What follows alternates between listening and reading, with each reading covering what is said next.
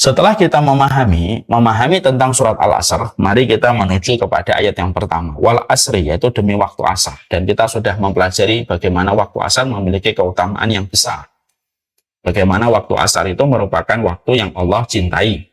Bahkan kita mendapatkan salah satu hadis Nabi, man taraka sholatal asar faqad habita amaluhu. Siapapun yang meninggalkan sholat asar, maka dia telah batal seluruh amalnya pada hari itu. Dan kita sudah mengetahui pula bahwasanya sholat asar itu merupakan sholat indikator untuk membedakan orang mukmin dengan orang munafik. Jadi kalau kita ingin meraba diri kita, apakah ada kemunafikan ataukah tidak, lihat bagaimana komitmennya terhadap sholat asar.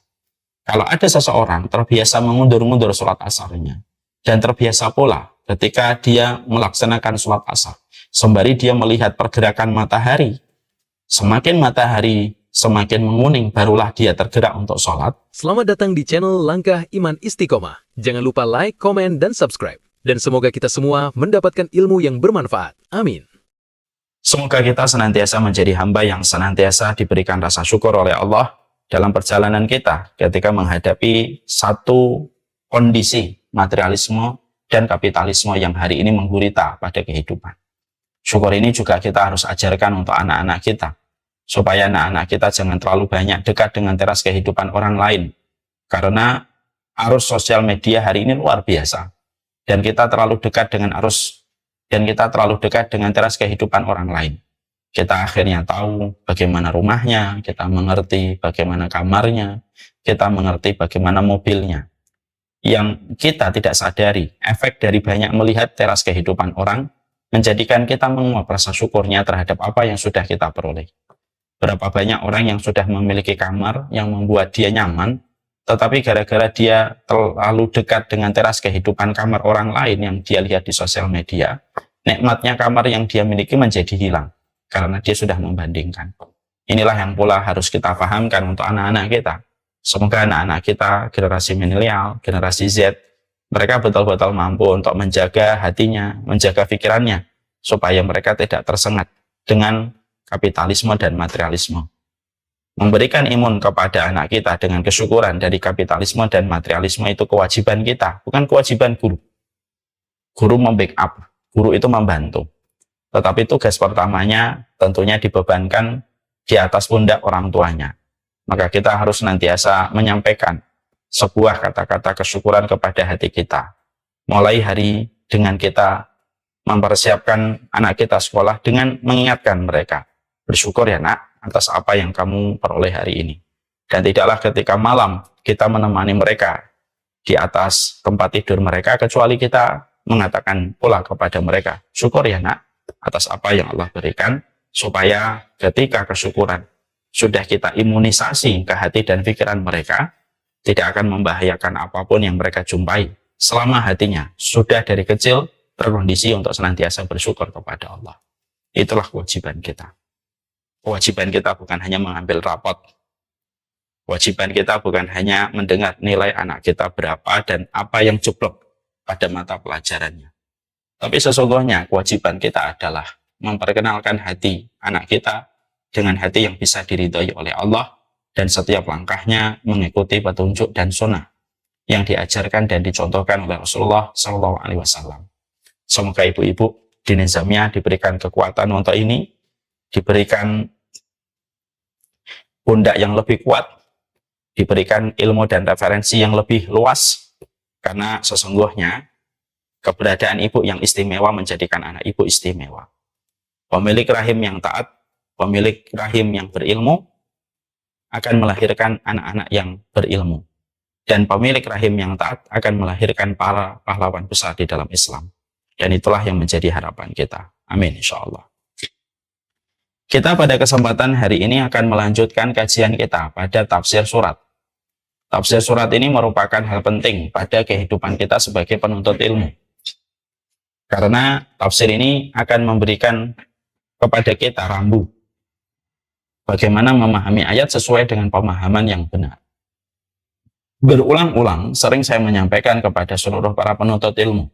Berulang-ulang sering saya menyampaikan.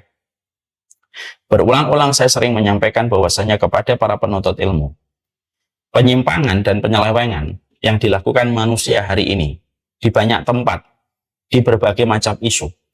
Terkadang mereka memiliki dalih yang mereka ambil di dalam Al-Quran, lalu mereka tafsirkan ayat itu, apa yang mereka temukan di dalam Al-Quran, dengan versi tafsir dan pemahaman sendiri. Dengan hawa nafsunya, dengan logikanya, dengan akalnya, dengan passionnya, dengan kemauan sendiri. Akhirnya ayat itu menjadi porak-poranda. Tidak lagi bisa menjadi huda lil muttaqin. Karena makna pada ayat itu dibawa sesuai dengan kehendak orang yang berbicara. Inilah berbahayanya kehidupan muslimin kalau mereka tidak mengetahui bagaimana berinteraksi dengan ayat. Maka sesungguhnya mempelajari tafsir itu menjadi sebuah pagar untuk membatasi bahwasanya pemahaman yang kita ambil di dalam Al-Quran itu harus sesuai dengan petunjuk yang disampaikan oleh Rasulullah. Tidaklah ayat diturunkan kecuali Nabi menjelaskan setiap makna pada setiap ayat yang Allah turunkan kepada baginda Nabi. Makanya Abdullah bin Mas'ud mengatakan, kalau kami turun kepada kami 10 ayat, lam natajawaz asra ayatin illa ta'alamna minhu ilman wa amala. Kalau turun kepada kami 10 ayat, kepada Rasulullah SAW, kalaulah turun 10 ayat kepada baginda Nabi, maka kami mempelajari kepada Nabi bagaimana ayat itu, bagaimana cara membacanya, dan bagaimana maknanya yang benar. Dan tidaklah kami melewati 10 ayat kecuali kami belajar ilmunya dan bagaimana pengamalannya. Nah, ini menunjukkan kepada kita, berarti tafsir itu menjadi materi yang sangat penting. Iya, tafsir itu menjadi materi yang sangat penting. Jadi sesungguhnya tafsir itu menjadi materi yang sangat penting bagi penuntut ilmu. Sehingga itulah yang menjadikan kita mengkaji kembali materi tafsir, karena pentingnya makna yang kita harus pahami dari ayat-ayat yang kita baca, supaya bisa menjadi rambu, bisa menjadi petunjuk pada kehidupan kita. Kita kemarin sudah membahas tentang surat Al-Asr. Lalu kita mengetahui keutamaan yang ada pada surat Al-Asr. Lalu menerangkan tentang keutamaan yang ada pada waktu ketika Allah menerangkan pada surat Al-Asr ini merupakan keutamaan waktu yang begitu besar. Sekarang mari kita menuju kepada ayat yang pertama dan ayat yang kedua dan ayat yang ketiga. Karena memang surat ini hanya memiliki 3 ayat. Tapi sebelum saya menyampaikan bahwasanya kita harus tahu, setidaknya ada 2 keutamaan yang harus kita mengerti pada surat Al-Asr. Yang pertama, surat Al-Asr walaupun cuma terdiri dari 3 ayat, tetapi sesungguhnya surat Al-Asr ini merupakan sebuah surat di mana surat ini merupakan surat yang begitu penting, sehingga sampai kita menjumpai Imam Syafi'i berkata, kalaulah Allah menurunkan Al-Quran hanya dengan surat Al-Asr yang berisi dengan 3 ayat, itu pun sudah terasa cukup, karena besarnya petunjuk yang Allah berikan kepada manusia yang ada pada surat Al-Asr, walaupun cuma terdiri dari 3 ayat. Karena kandungan makna yang ada pada surat Al-Asr itu betul-betul mencakup kebutuhan primer dan fundamental manusia pada perjalanan hidup. Menerangkan tentang waktu, menerangkan tentang iman, menerangkan tentang amal soleh, dan menerangkan tentang bagaimana kita menegakkan kebenaran dan saling bersabar. Itu kan semua kebutuhan basic manusia kan ada di situ. Sebagai orang yang berkualitas pada iman.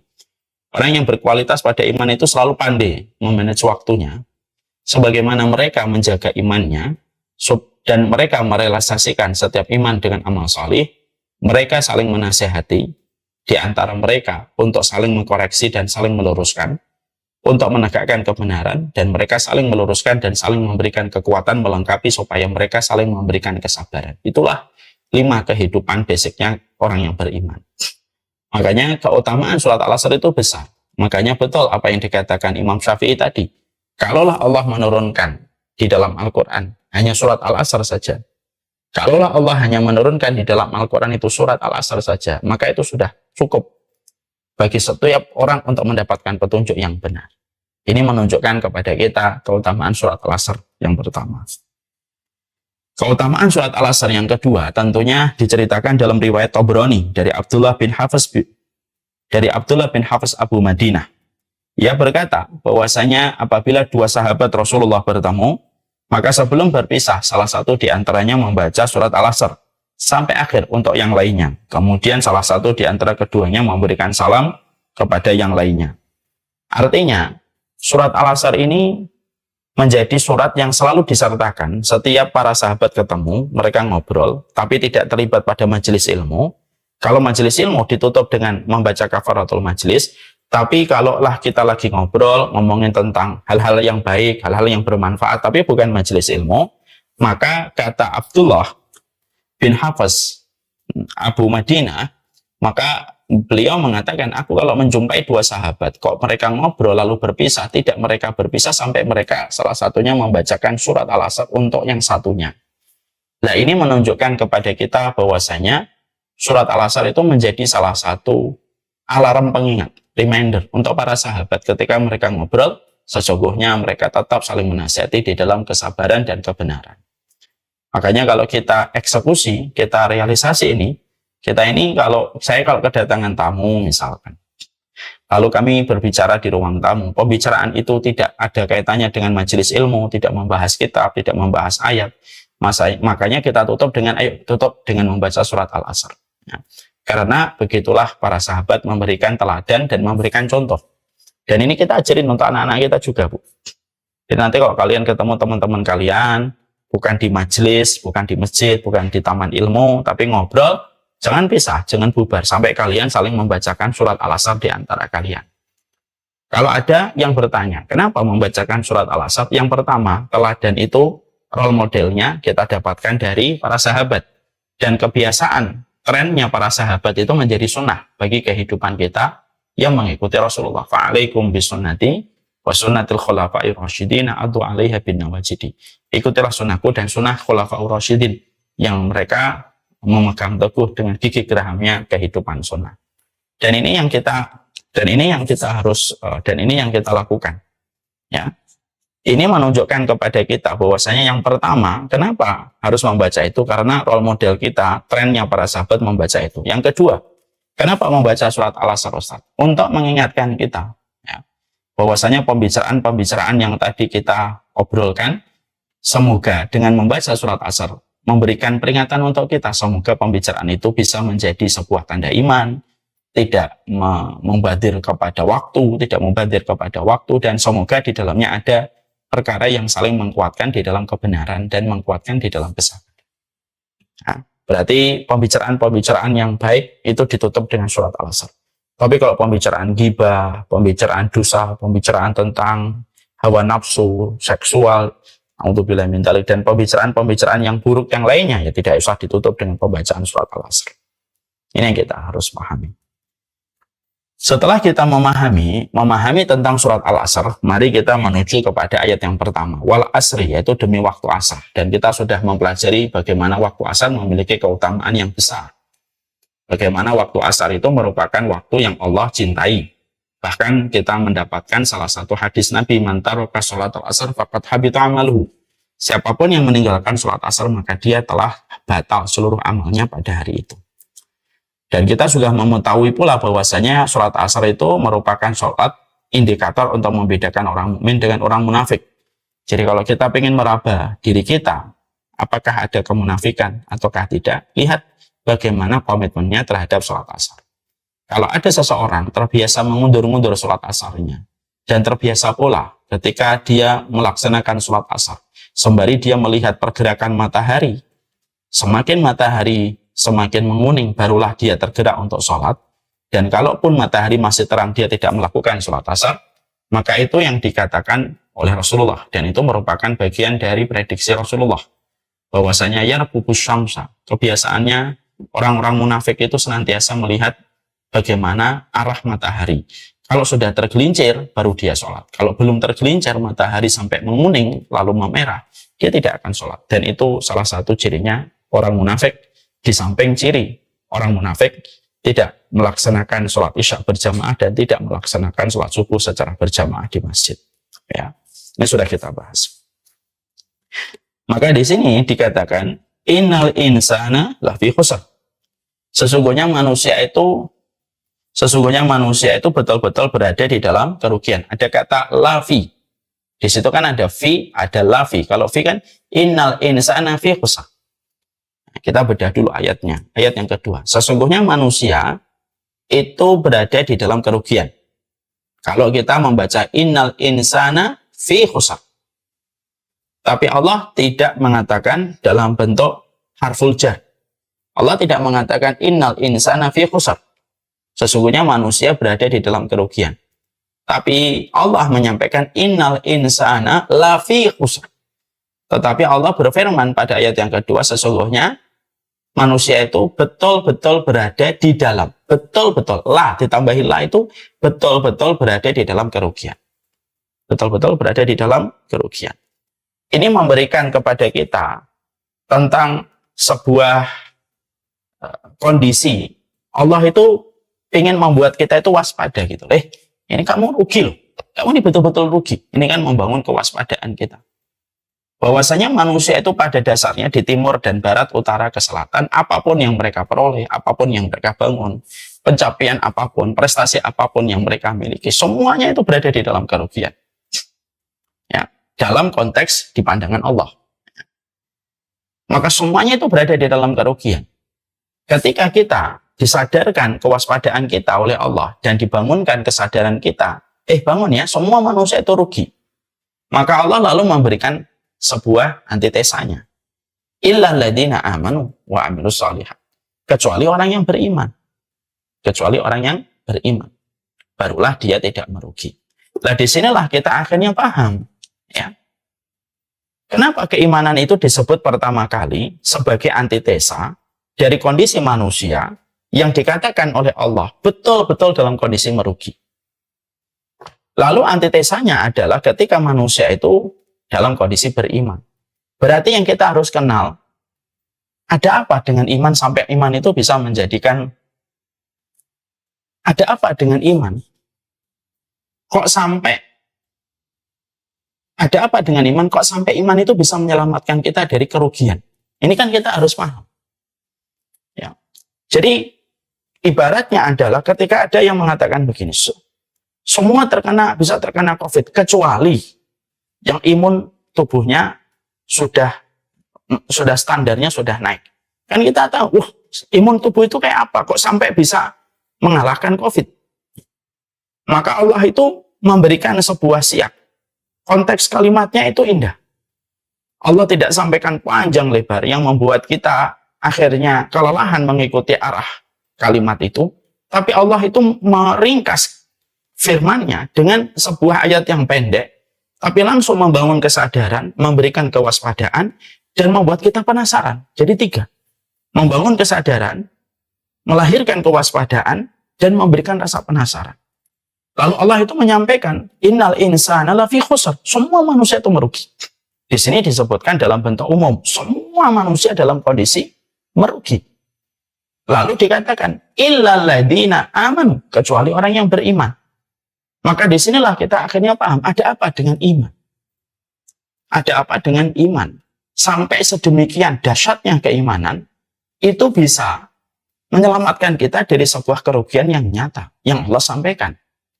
Maka disinilah kita akhir paham. Ketika kita mendapati ayat yang ke-3, bahwasanya iman disebutkan pertama kali, berarti iman ini menjadi sebuah pokok yang menjadi jalan keselamatan manusia itu di iman. Karena apa? Di situ ada 4. Innal ladzina amanu wa amilus shalihat wa tawassaw bil haqq wa tawassaw bis sabr. Ada 4 poin. Tapi yang disebutkan yang pertama, dan poin pertama itu menempati prioritas yang paling besar. Menempati urgensi yang paling tinggi. Karena yang pertama disebut oleh Allah itu illal ladzina amanu. Orang yang beriman. Makanya akhirnya kita harus paham. Kandungan yang dimiliki sama iman itu apa? Sampai akhirnya manusia kalau dia beriman itu betul-betul selamat dari sebuah kerugian yang sangat nyata. Karena kalau kita tidak paham, kandungan yang dimiliki oleh iman yang sejatinya bisa menyelamatkan kita dari sebuah kerugian besar dalam perspektifnya Allah, ya kita akan menganggap iman itu biasa-biasa aja. Tapi kalau kita membaca ayat ini dan apa yang ada pada surat ini, kita akan tahu betul. Kita akan mengerti betul bahwasanya ayat ini tuh betul-betul luar biasa ketika menceritakan tentang keimanan. Berarti iman itu dahsyat betul. Makanya salah satunya yang kita bisa jadikan renungan sebelum kita bahas poin-poin dahsyatnya keimanan, saya akan membahas mukadimah. Saya akan membahas sebuah ayat untuk menggambarkan iman itu luar biasa. Kalau kita menilai pada surat Al-Hijr ayat yang kedua. Tolong ditampilkan surat Al-Hijr. Allah itu menyampaikan sebuah peristiwa kisah nyata. Bagaimana manusia nanti pada waktu di hari kiamat. Ketika di pengadilan Allah digelar. Maka di situ Allah menyampaikan rubbama yawaddul ladzina kafaru law kanu muslimin. Orang-orang kafir itu nanti pada waktu di akhirat mereka itu berharap sekali. Cobalah kami dulu ketika di dunia menjadi seorang muslim. Jadi di situ akhirnya kita paham. Oh, pantas. Kalau akhirnya keimanan itu menjadi sesuatu yang sangat mahal. Menjadi poin penting menyelamatkan kita dari sebuah kerugian nyata pada kehidupan di dunia. Karena termasuk salah satu penyesalan berat pada waktu di akhirat. Itu apa? Penyesalan orang kafir ketika orang kafir itu baru sadar betul. Mereka tahulah betapa ruginya kami ketika di dunia tidak menjadi muslim. Lalu mereka itu berandai-andai. Cobalah dulu kami muslim. Cobalah kami dulu itu muslim. Kenapa mereka berandai-andai? Rubbama yawaddul ladzina kafaru law kanu muslimin. Ya karena mereka tahu kalau sudah ditegakkan kehidupan di akhirat, visa kehidupan di akhirat itu satu. Visanya itu visa iman. Visa selain iman itu tidak akan diterima di akhirat. Sehingga ketika ada orang sudah dikumpulkan di kehidupan akhirat, sudah hancur kehidupan dunia yang tidak bisa balik lagi pada kehidupan di dunia. Ketika sudah rusak kehidupan dunia dan hanya tertinggal kehidupan di akhirat, visanya adalah visa iman. Yang bisa didapatkan visa iman itu dulu di dunia. Tapi tempat itu sudah rusak dan tidak bisa balik. Betapa besarnya penyesalan orang kafir itu. Lalu penyesalan itu teramat menghujam kepada hatinya atas penyesalan besar yang mereka rasakan ketika mereka tidak menjadi muslim. Disitulah kita akhirnya mulai meraba. Pantas kalau Allah itu menyampaikan semua manusia itu merugi kecuali orang beriman. Kenapa? Karena visa pada kehidupan di akhirat itu tidak diterima kecuali satu, visa iman kita kepada Allah semata dan tidak berbuat syirik. Kebaikan kita, amal sosial kita tidak ada satupun yang diterima kecuali dengan visa iman dulu. Baru setelah visa iman, baru kebaikanmu apa, aksi sosialmu apa, empatimu apa, kasih sayangmu apa, baru nanti akan diterima oleh Allah. Tapi dengan satu term and condition. Harus punya visa iman dulu. Ya. Makanya akhirnya kita paham. Kenapa Allah itu mengatakan semua manusia itu merugi? Ya kalau tidak beriman itu ya rugi. Makanya akhirnya kita di sini paham. Saya sudah sering menyampaikan. Di dalam bahasa Allah, di dalam bahasa kewajiban yang Allah bebankan kepada manusia, Allah itu tidak mewajibkan hanya kita menjadi baik, tapi Allah itu mewajibkan kita itu menjadi benar. Baik itu dengan attitude kita, kebenaran itu dengan iman kita. Dan kehidupan di dunia itu tidak hanya sekadar baik. Sebagaimana perkataan orang yang tidak berilmu hari ini, di mana-mana mereka suka berkomentar begini, yang penting itu baik aja. Memang betul baik, tapi baik itu kalau tidak disertai dengan kebenaran, maka sesungguhnya kita akan berada pada kerugian karena semua kebaikan itu tidak akan diterima pada kehidupan di akhirat. Karena visa satu yang diterima dalam kehidupan di akhirat, supaya aksi kebaikanmu diterima sama Allah, itu kamu harus punya iman dulu. Dan iman itu sebuah kebenaran. Kita tentunya ingat waktu kita kecil, dulu ada semesteran, ada cawu kalau kita SD. Itu sering sekali ada pertanyaan dari guru dalam lembar kertas soal. Lalu di dalam lembar kertas soal itu selalu ditulis, carilah jawaban yang baik dan benar. Carilah jawaban yang baik dan benar. Artinya mencari jawaban itu yang baik, tapi yang benar juga tidaknya cukup baik. Misalnya ada sebuah pertanyaan begini. Ada naskah Muhammad pergi ke sekolah jam 6.30. Lalu pertanyaannya, jam 6.30 Muhammad pergi kemana? A. Masjid. B. Kantor dakwah. C. Sekolahan. D. Tempat kakek neneknya. 4 jawaban itu semuanya baik. Masjid baik, kantor dakwah baik, sekolah baik, rumah kakek neneknya baik. Tapi mana jawaban yang dibutuhkan pada pertanyaan itu? Yang dibutuhkan jawabannya adalah sekolahan, C. ya, maka itu sudah memberikan sebuah ilustrasi, memberikan sebuah analogi yang sederhana. Itu yang kita harus paham, bahwasanya dalam kehidupan kita ini tidak hanya dituntut menjadi baik, tapi kita dituntut sama Allah itu menjadi benar. Rasulullah sebelum 40 tahun itu karakternya baik, tapi setelah 40 tahun, setelah beliau diberikan amanah menjadi seorang Rasul, beliau itu diberikan amanah, beliau itu menjadi orang yang benar. Maka itu merupakan satu kesatuan yang harusnya tidak bisa dipisahkan. Kalau kamu baik, kamu membutuhkan kebenaran, dan kalau kamu sudah benar, kamu tidak boleh luntur karakter kebaikanmu. Dan itu jadi satu. Ya?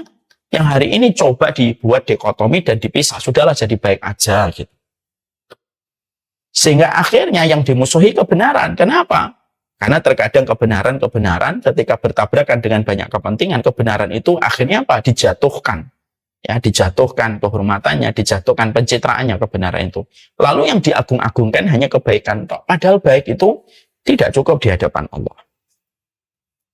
Kita melihat Abu Thalib. Abu Thalib itu orang yang baik. Semua kebaikannya tidak perlu kita ragukan. Menemani Rasulullah, merawat Nabi. Merawat Nabi. Beliau itu merawat Nabi bukan hanya Nabi, tapi juga Nabi adalah seorang anak yatim. Itu kan sudah double-double. Kebaikannya itu tidak perlu diragukan. Ketika beliau mendapati keponakan yang beliau rawat dari kecil, ternyata akhirnya menjadi seorang Rasul. Lalu meninggikan permusuhan orang-orang musyrik kepada Muhammad. Maka Abu Thalib itu menjadi garda terdepan dan menjadi tameng hidup untuk melindungi Rasulullah. Diboikot, Abu Thalib merasakan boikot. Semua kebaikan dari Abu Thalib kalau dijejerkan dan disampaikan banyak. Tapi ketika beliau mati, apakah dia mendapatkan surga pada kehidupan di akhirat? Tidak.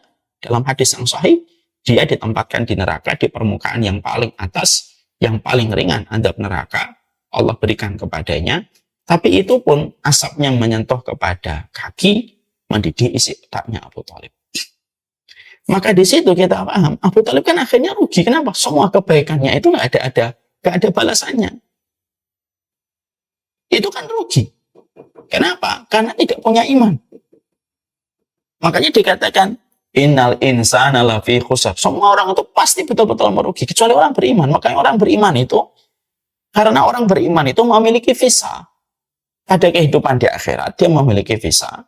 Sehingga akhirnya, semua yang dia bawa bisa diterima kalau memang betul-betul prosesnya dan prosedurnya sudah masuk ke akhirat, baru dicek. Kamu baik sama tetangga tidak? Kamu baik nggak sama anak? Kamu ngasih nafkah nggak? Kerjamu bagaimana? Semua yang dia bawa bisa diperiksa dan kalau tidak ada cacatnya diterima. Menjadi sebuah bekal untuk menjemput rahmatnya Allah. Tapi kalau orang nggak punya iman, ya nggak bisa diterima, nggak bisa masuk. Akhirnya apa? Semua yang dibawa itu ditolak sama Allah. Itulah kenapa dikatakan semua orang itu merugi. Gimana nggak merugi coba? Ibu-ibu bisa membayangkan, ibu kerja. Ya, kerja. Melakukan sebuah aktivitas, mengerjakan sesuatu. Lalu kita merasa bahwa saya nanti di akhir bulan bisa mendapatkan bayaran besar atas apa yang kita lakukan. Ternyata ketika semua pekerjaan sudah kita selesaikan, lalu kita bawa untuk mendapatkan bayaran yang kita inginkan setelah kita lelah selama 1 bulan mempersiapkan barang-barang yang kita bisa transaksikan.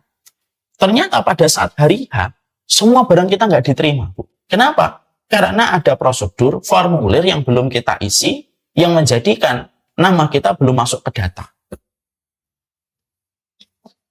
Walaupun kita nangis-nangis, bagian HRD bilang, maaf Bu, tidak ada di data. Gimana kami bisa bayar Ibu? Ya saya nggak tahu formulir itu. Ya Ibu kenapa nggak tanya? Kan sudah dijelaskannya. Ini semua yang lain tahu formulirnya. Kok Ibu nggak tahu formulirnya?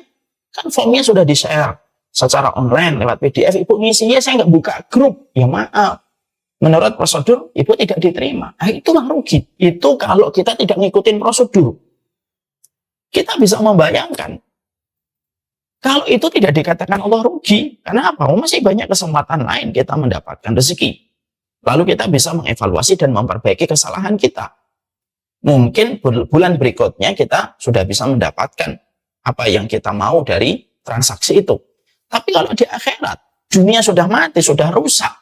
Lalu akhirnya manusia sudah selesai di dunianya. Dan dunia itu tempat kita mengambil visa. Dan kita tidak mengambil visa. Nah, apa nggak rugi tuh? Lah kayak Abu Thalib, apa nggak rugi banget, Bu? Sudah begitu baik. Matanya Abu Thalib itu mulia karena melihat Rasulullah. Kulitnya Abu Thalib itu mulia karena bersentuhan dengan kulitnya Rasulullah. Pengorbanan Abu Thalib itu mulia, Bu, karena memberikan apa yang bisa dia berikan sampai taruhannya nyawa. Tapi semua yang diberikan oleh Abu Thalib itu menjadi tidak bermakna ketika di akhirat visanya tidak punya, yaitu visa keimanan. Nah, ini yang menjadikan kita akhirnya paham tadi kan. Jadi innal insana lafi khusr. Kalau dikembalikan pada surat Al-Hijr ayat yang kedua, tampilkan lagi surat Al-Hijr ayat yang kedua. Rubbama yawaddul ladina kafaru law kanu muslimin. Orang-orang kafir itu mereka menginginkan, betul, cobalah dulu menjadi muslim. Kenapa mereka sangat menginginkan menjadi muslim? Ya karena menjadi muslim itu menjadi sebuah visa. Muslim yang beriman kepada Allah itu menjadi visa pada kehidupan di akhirat. Ya. Ada orang karakternya kayak Abdullah bin Jud'an, sama kayak Abu Thalib, baik, Bu. Dikatakan oleh Ibunda Aisyah untuk memberikan testimoni bagaimana tentang sifatnya Abdullah bin Jud'an. Yukrid dhaif, memuliakan tamu. Yang kedua, ya fukul ani, suka membantu. Ya. Bahkan beliau itu ya silaturahim, selalu menyambung silaturahmi. Beliau ini orang musyrik tapi tidak memusuhi Nabi dan para sahabat. Sudah begitu memuliakan tamu, walaupun dari para sahabat, membantu para sahabat juga. Tapi satu, dia tidak mau beriman. Dia tetap mempertahankan kesyirikannya. Persis sebagaimana Abu Thalib. Matinya pun ketika meninggal dunia, Ibunda Aisyah itu tanya, di mana tempatnya Abdullah bin Jud'an ya Rasulullah dengan semua kebaikan yang telah dia lakukan? Rasulullah mengatakan finnar, di neraka. Kenapa? Semua kebaikan itu butuh stempel visa untuk diterima di akhirat, dan stempel visanya itu keimanan. Dan itu sudah dijelaskan oleh Allah, inna dina indallahil Islam. Kalau ada yang bertanya, Ustadz, apakah kebaikan itu membutuhkan keimanan gitu? Emang Allah itu jahat, tidak menerima kebaikan orang. Contoh, orang yang menemukan listrik dan lampu. Maka kita berkata, Allah itu zat yang maha adil. Kalau artinya semua manusia selama berbuat kebaikan, dia nanti diterima semuanya, maka letak sifat keadilan Allah itu jadi hilang. Kenapa? Antara yang betul-betul mukmin dengan orang yang tidak mukmin sama. Ya padahal tidak bisa. Memang itu stempelnya itu begitu. Dan hukum kehidupan kita pada di dunia pun memaklumi itu. Contoh. Misalkan, ada orang itu, aksi sosialnya bagus. Dia suka membantu hewan, suka membersihkan lingkungan. Aksi-aksi yang dia lakukan itu persis kayak aktivis Greenpeace. Tapi satu, semua aktivitas sosial yang dia lakukan, treat alam yang dia kerjakan gitu, semuanya persis dengan apa yang dilakukan orang-orang Greenpeace. Tapi satu, dia tidak pernah mendaftar menjadi membernya atau menjadi partisipannya Greenpeace. Maka akhirnya dia tidak bisa memakai atribut Greenpeace. Kenapa? Karena kalau ingin memakai atribut Greenpeace, dia harus mendaftar partisipan. Ada kartu anggota. Yang harus kita tahu, itu hukum di dunia aja sudah bisa secara logika itu masuk akal. Kita ini kalau masuk partai, nggak masuk partai ngikutin prosedur, ngisi form dan yang lainnya. Walaupun kita mengatakan cinta sama partai itu, tapi kita nggak pernah daftar, ya nggak akan pernah disebut kader partai. Sama itu dalam bahasa logika yang paling gampang. Nah itu yang menjadikan kita paham. Kenapa ada kebaikan orang, tapi tidak beriman kepada Allah tidak diterima? Ya kalau semua orang hanya melakukan kebaikan diterima tanpa memandang dia beriman dan tidak beriman, sifat keadilan Allah hilang. Karena Allah menyamakan antara orang yang betul-betul beriman dan tidak beriman. Itu yang pertama. Yang kedua, jawabannya lebih simpel dan lebih menukik lagi. Kalau kebaikan kamu kepada manusia, tapi keimanan kamu kepada Allah. Kalau kamu hanya sekedar baik, mungkin kamu melahirkan teknologi ini, melahirkan penemuan ini, itu kan hanya manfaatnya kepada sesama manusia. Tapi standar kebaikan dia kepada Allah itu apa? Ya dengan kebenaran mengikuti iman. Itu standar kebaikan dia kepada Allah. Lah kalau hanya sekedar baik pada kehidupan di dunia untuk manusia, tetapi dia tidak beriman kepada Allah, lah berarti standar kepada Allahnya nggak ada. Dan itu yang menjadikan ditolak. Lah setelah kita memahami ini, baru kita paham, oh menjadi orang yang beriman itu sangat-sangat beruntung, sangat beruntung menjadi orang beriman.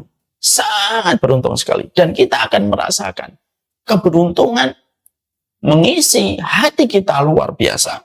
Ketika nanti di akhirat, ketika visanya itu hanyalah visa iman.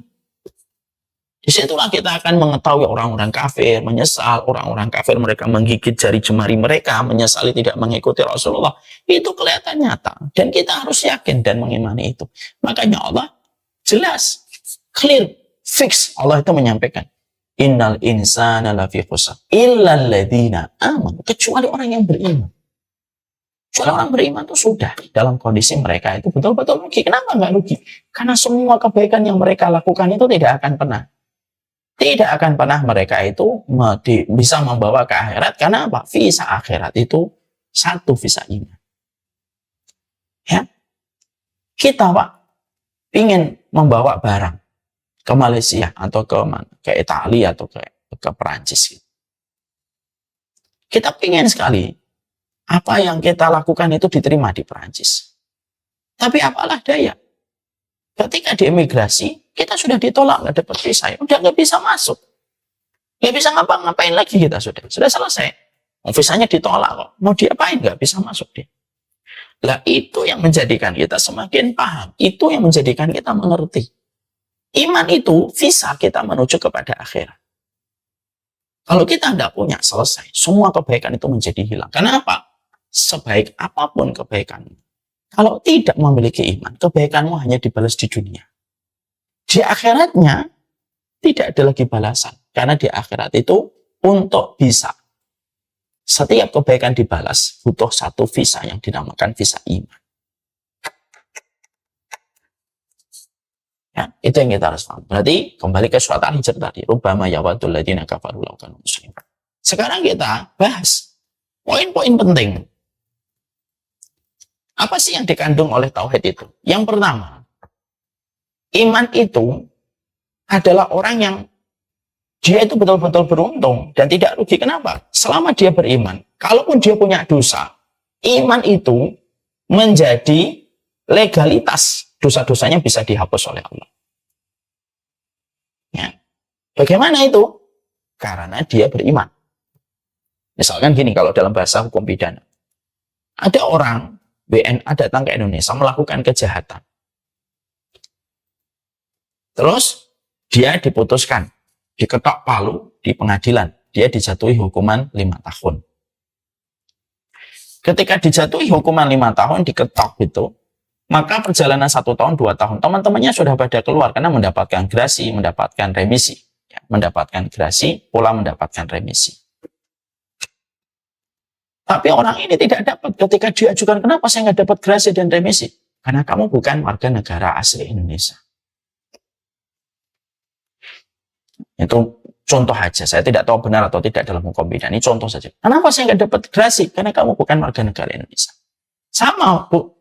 Orang beriman tuh gimana dia tidak beruntung dan akhirnya menghindarkan dia dari kerugian-kerugian pada konteks kehidupan nanti di akhirat.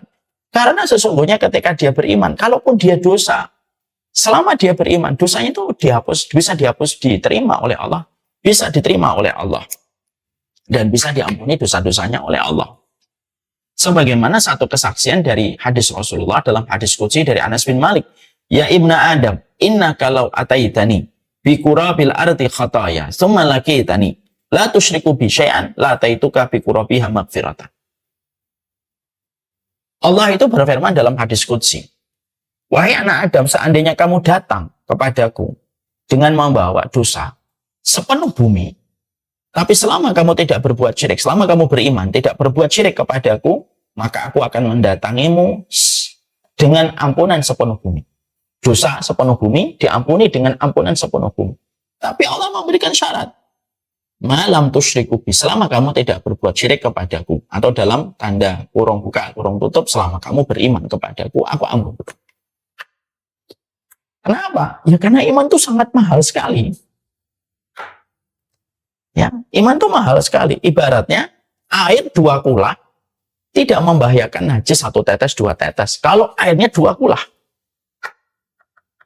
Karena itu yang menjadikan kita mahal, betul. Itu yang menjadikan kita mengerti gitu.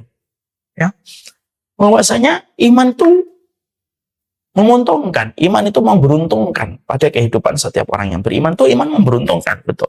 Sampai dosa-dosa manusia sepenuh bumi pun, selama dia beriman, walaupun dosanya banyak, tapi dia tidak berbuat syirik, tetap diampuni oleh Allah dengan ampunan sepenuh bumi pun.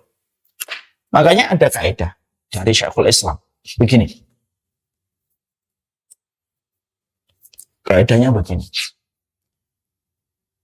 Orang yang banyak dosanya, tapi akidahnya benar, imannya tidak tercampur dengan kesyirikan, itu jauh lebih baik daripada orang dosanya dikit, tetapi imannya tercampur dengan kesyirikan. Paham nggak? Coba tulis tadi ditaruh di situ. Orang yang imannya tidak tercampur dengan kesyirikan, tapi dosanya banyak, itu jauh lebih baik daripada orang yang imannya kecampur dengan kesyirikan walaupun dosanya dikit. Mungkin ibu-ibu ada yang agak bingung, ini gimana Ustaz gitu? Gini, saya jelaskan begini Bu. Kadang-kadang ada seorang muslim, mungkin dia minum khamar, mungkin dia berzina, mungkin dia melakukan dosa-dosa. Tapi dia tetap beriman sama Allah. Dia tetap beriman sama Allah dan tidak mau berbuat syirik. Walaupun dia lemah dalam penjagaan syahwatnya. Dia lemah menjaga syahwatnya. Dia gampang berzina, gampang khamr. Tapi kalau sudah bicara syirik, dia nggak mau. Dia tetap meyakini Allah lah yang aku sembah satu-satunya dan aku tidak menyembah Allah yang diperanakan dan tidak pula diperanakan. Orang yang akidahnya benar, imannya tidak tercampur kesyirikan, walaupun lemah syahwatnya sampai dia melakukan banyak dosa, ini jauh lebih baik daripada orang yang tidak mau zina, dia tidak mau minum khamar, dia tidak mau melakukan dosa-dosa, tapi akidahnya dan imannya tercampur syirik, dia meyakini Allah beranak dan tidak diperanakan, dia melakukan kesyirikan. Maka ini lebih buruk daripada yang pertama.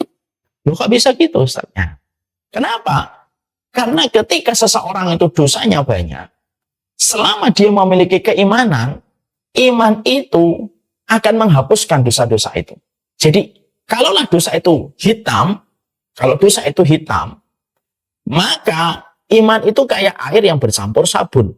Akhirnya apa? Sebanyak apapun itu, selama masih ada iman, walaupun nanti dia di akhirat masuk neraka, mungkin di nerakanya lama karena dosa-dosanya banyak, tapi tetap dia akan keluar dari neraka itu karena masih ada setetes keimanan yang dia pertahankan ketika dia tidak berbuat kesyirikan kepada Allah.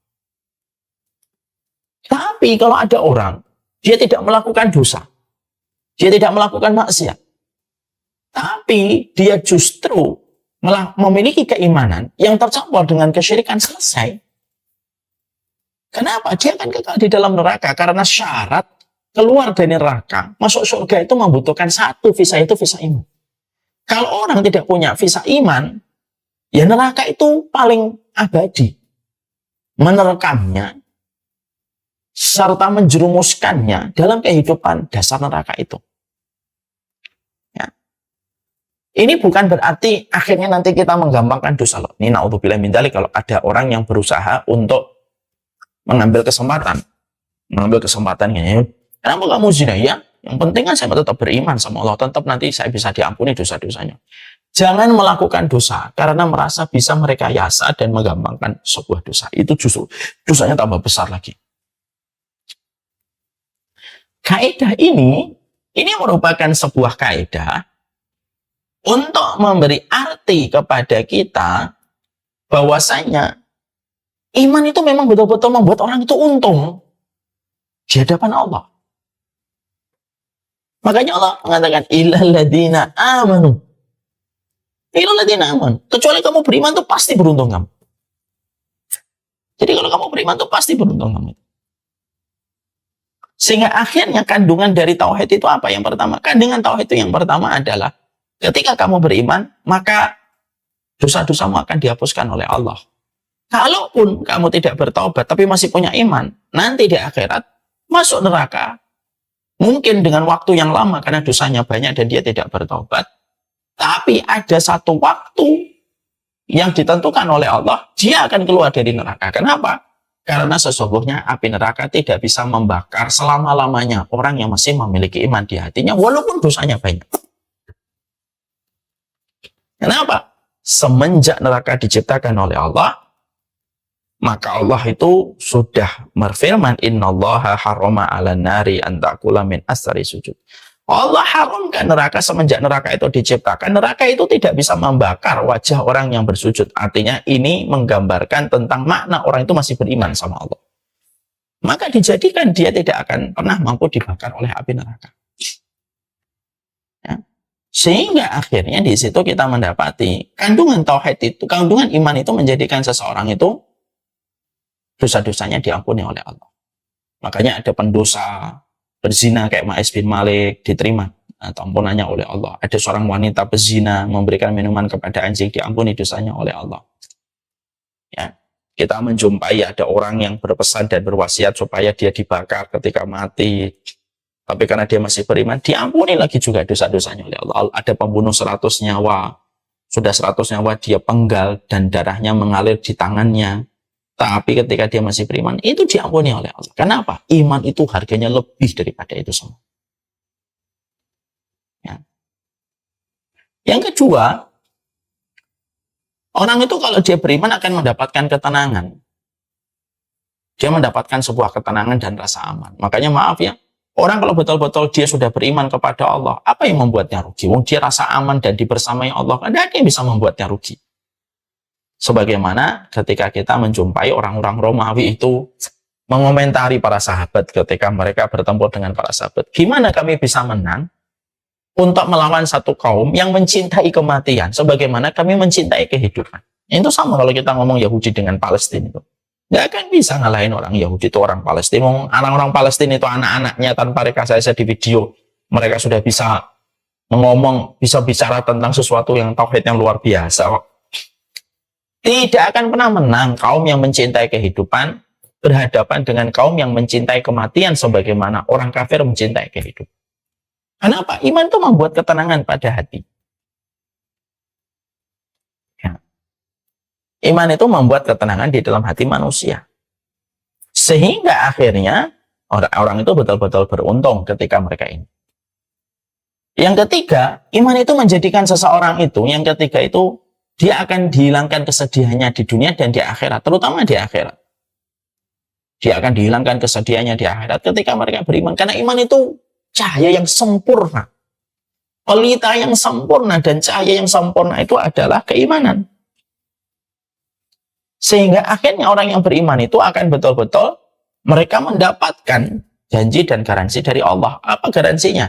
Dihilangkan kesulitannya, dihilangkan kesedihannya. Tetap sedih, tapi kesedihannya tidak mendominasi pada kehidupannya. Ya. Dan orang-orang yang mereka beriman semacam ini tentunya semua kebaikannya diterima oleh Allah ketika memiliki legalitas untuk diterima. Legalitasnya apa? Iman mereka kepada Allah. Nah, ini yang menjadikan kita akhirnya paham. Kenapa 4 poin yang dikatakan oleh Allah menghindarkan kita dari kerugian. Yang pertama itu iman. Karena yang paling besar itu memberuntungkan itu keimanan. Dan kita tahu akhirnya, oh Masya Allah, ternyata iman yang saya miliki ini mahal sekali harganya. Bukan karena warisan, bukan karena keturunan, bukan saya mendapatkan otomatis dari Bapak Ibu saya. Dan kita ini berterima kasih Bapak Ibu kita itu beriman. Dan orang tua kita pun bersyukur, orang tua mereka juga beriman. Terus itu. Kenapa? Akhirnya nyentuh kepada baginda Nabi. Nyentuhnya itu kepada baginda Nabi. Makanya akhirnya apa? Utang kita kepada baginda Nabi lebih besar daripada utang kita kepada ibu. Kenapa Ustaz? Nah, Rasulullah yang mengajarkan kita iman untuk memiliki visa pada kehidupan di akhirat. Akhirnya kebaikan kita dinilai, kebaikan kita bisa mendapatkan bayaran di sisi Allah, mendapatkan ganjaran, dosa kita memiliki legalitas untuk dihapuskan, ada namanya normalisasi, ada namanya diputihisasi, diputihkan lagi. Kenapa? Karena kita punya visa iman. Disitulah kita paham. Allah itu tidak hanya menuntut kita baik, tapi Allah menuntut kita benar. Dan kebenaran itu standarnya satu. Iman kepada Allah. Dan itulah visa menuju kepada kehidupan di akhir. Illal ladzina wa amilus shalihat wa tawassaw bil haqqi wa tawassaw bis sabr. Kita bahas insyaallah pada pertemuan selanjutnya. Jadi kita pahami kalau kita nanti baca innal insana lafi khusr illal ladzina amanu. Kita tahu harga mahalnya iman itu di sisi Allah. Inilah visa kita untuk mendapatkan ketenangan, untuk diampuni dosanya, untuk kebaikan kita diterima. Legalitas kita di hadapan Allah itu satu, iman kepada Allah dan Rasulnya. Itulah kartu legalitas kita.